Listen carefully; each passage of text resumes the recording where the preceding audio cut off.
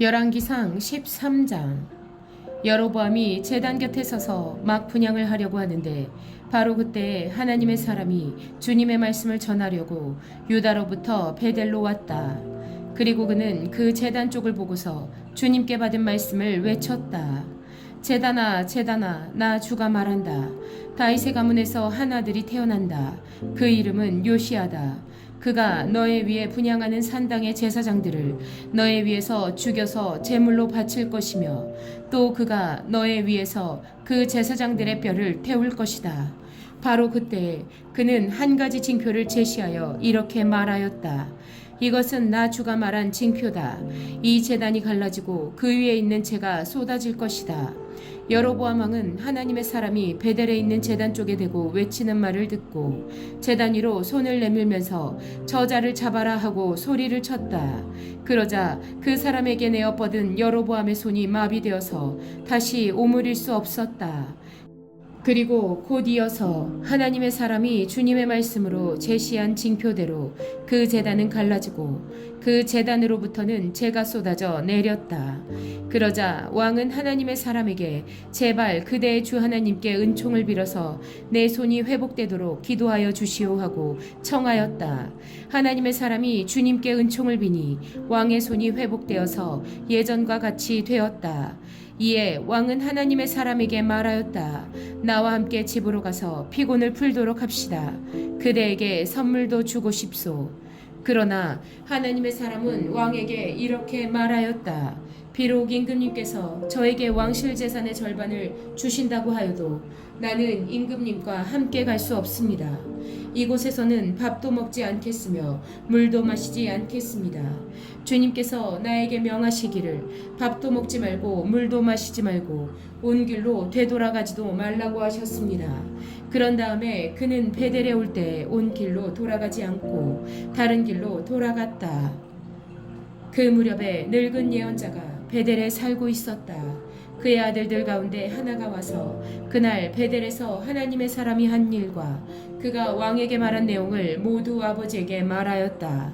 그러자 그들의 아버지가 그들에게 그가 어느 길로 돌아갔느냐 하고 물었다. 그의 아들들은 유다로부터 온 하나님의 사람이 돌아간 길을 말하였다. 그 말을 듣고서 그들의 아버지는 곧 그의 아들들에게 말하였다. 내가 타고 갈 나귀에 안장을 얹어다오. 그들이 아버지가 타고 갈 나귀의 안장을 얹으니 그는 나귀를 타고서 하나님의 사람을 뒤쫓아갔다. 마침내 그는 상수리나무 아래에 앉아있는 하나님의 사람을 보고 물었다. 그대가 유다로부터 온 하나님의 사람이오. 그러자 그가 대답하였다. 그렇습니다. 그는 하나님의 사람에게 말하였다. 함께 우리 집으로 가서 무엇을 좀 잡수시고 가시지요. 하나님의 사람은 대답하였다. 나는 노인 어른과 함께 돌아가서 노인 어른의 집에 들어갈 수 없습니다. 또 이곳에서는 누구와 함께 밥을 먹어도 안 되고 물을 마셔도 안 됩니다. 주님께서 나에게 명하시기를 여기에서는 밥도 먹지 말고 물도 마시지 말고 온 길로 되돌아가지도 말라고 하셨습니다. 그래서 그는 하나님의 사람에게 이렇게 말하였다. 나도 그대와 같은 예언자요. 주님께서 천사를 보내셔서 나에게 말씀하시기를 그대를 내 집으로 데리고 가서 밥도 대접하고 마실 물도 대접하라고 하셨소. 그런데 그것은 거짓말이었다. 이렇게 해서 하나님의 사람은 이 늙은 예언자와 함께 가서 그의 집에서 밥을 먹고 물도 마셨다.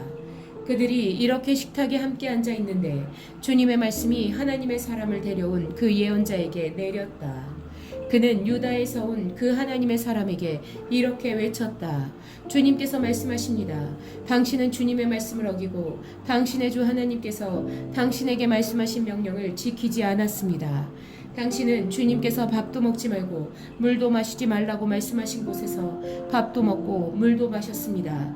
그러므로 당신의 죽음은 당신 조상의 무덤에 묻히지 못할 것입니다. 그 늙은 예언자는 하나님의 사람이 밥을 먹고 물을 마신 뒤에 나귀 등에 안장을 얹어 주었다. 이에 그 사람이 길을 떠났다. 그는 길을 가다가 사자를 만났는데 그 사자가 그를 물어 죽였다. 그리고 그 주검은 길가에 버려두었으며 나귀와 사자는 그 주검 옆에 서 있었다. 길을 지나가는 사람들은 길가에 버려둔 주검과 그 주검 가까이에서 어슬렁거리는 사자를 보았다. 그들은 그 늙은 예언자가 사는 성읍으로 돌아와서 이 사실을 널리 알렸다. 길을 가는 하나님의 사람을 자기 집으로 데리고 간 그 늙은 예언자가 이 말을 듣고 말하였다. 그는 틀림없이 주님의 말씀을 어긴 그 하나님의 사람일 것이다. 주님께서는 전에 그에게 말씀하신 대로 그를 사자에게 내주셔서 사자가 그를 찢어 죽이게 하신 것이다. 그리고 그는 또 자기의 아들들에게 나귀의 안장을 치우라고 하였다. 그들이 나귀의 안장을 치워 놓으니 그는 곧 가서 길가에 있는 그 주검을 찾아내었다. 나귀와 사자가 그 주검 가까이에 서 있었는데 사자는 그 주검을 먹지 않았을 뿐만 아니라 나귀도 물어 죽이지 않았다. 예언자는 하나님의 사람의 주검을 나귀 등에 싣고 자기의 성읍으로 옮겨와서 곡을 한 뒤에 묻어 주었다. 그 주검을 자기의 무덤에 안장하고 나서 그 늙은 예언자는 아이고 내 형제여 하면서 통곡을 하였다. 장사를 마친 뒤에 그는 자기 아들들에게 말하였다. 내가 죽거든 너희는 나를 이 하나님의 사람이 묻힌 곳에 같이 묻어다오. 나의 뼈를 그의 뼈 옆에 두어라.